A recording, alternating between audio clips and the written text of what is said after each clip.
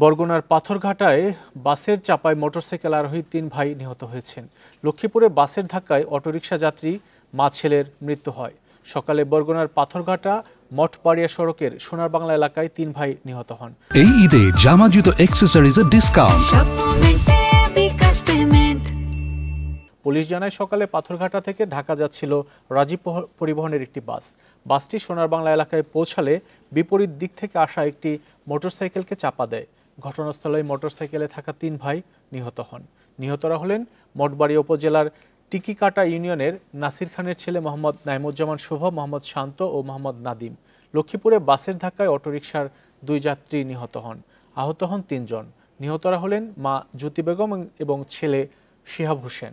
শনিবার রাতে ২:৩০টার দিকে লক্ষ্মীপুর মজুর চৌধুরী হাটে সড়কের তেরিবিকি এলাকায় এই দুর্ঘটনা ঘটে।